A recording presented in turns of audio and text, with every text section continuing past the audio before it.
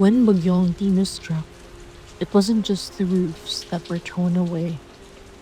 It was our illusions of safety, of leadership, of who truly stands when everything falls. Every storm unmasks something. Who runs for cover and who runs to help. His name is Jayboy Magdadaro, 15 years old, from Fatima, Jubay, Liluan. When the flood swallowed Villalara, he didn't wait for help. He became it. With only a salbabida and a bangka, he rode through water thick with debris and fear. There were even instances where he passed by the floating bodies of those lives claimed by the storm. With no uniform, no training, no radio calling for backup.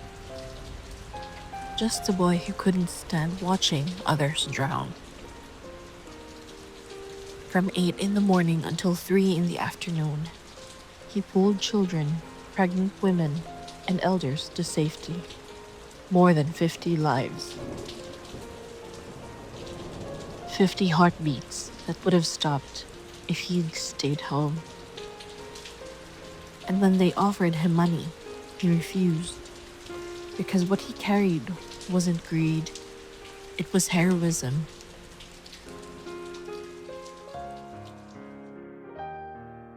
According to Jaya Wickram and Di Stefano, heroism is an individual's commitment to a noble purpose, usually aimed at furthering the welfare of others, and involving the willingness to accept the consequences of achieving that purpose.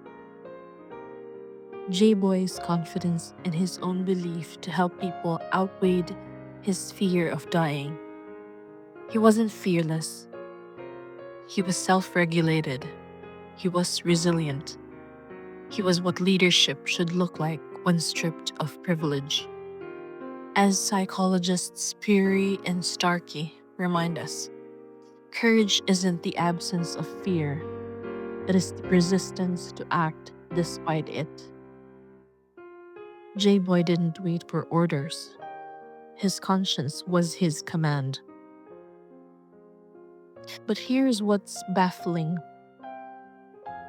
How can a 15-year-old boy with nothing but a salbabida and faith face death to save lives, while grown men in power, armed with fleets and funds, chose to leave their municipalities during a typhoon? Approved leaves, signed by the very governor herself. If Jayboy had waited for permission, 50 people might not be here today.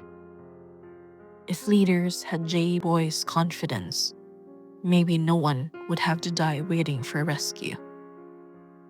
This isn't divine punishment. It's not karma. It's not about who supported which politician. This is a mirror, a slap to our collective gullibility, our tendency to elect comfort over conscience, because every storm uncovers not just land, but our choices. And every time we vote for those who flee instead of lead, we drown a little more in the flood we help create. So I ask you, when the next election comes, when the floodwaters of promises rise again, will you remember Jayboy? Or will you forget? Like the sound of crying in the rain once the sun returns.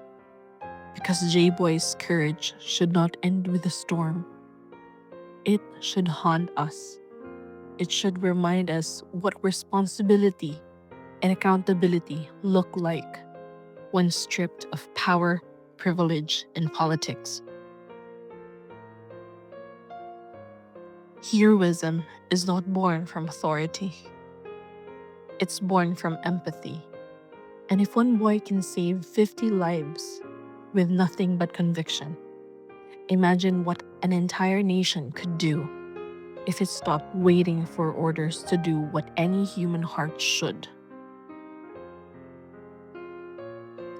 Before we close, our deepest thanks to the person who shared this story of Jayboy Magdadaro, Miss Rain Dayday from Liloan, Cebu, for reminding us that courage often begins quietly, in the hands of those who never asked to be called heroes.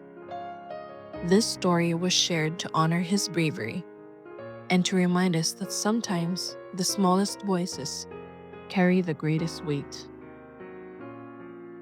This has been the Unthinkable Room, where we remember what storms really reveal. Until next time.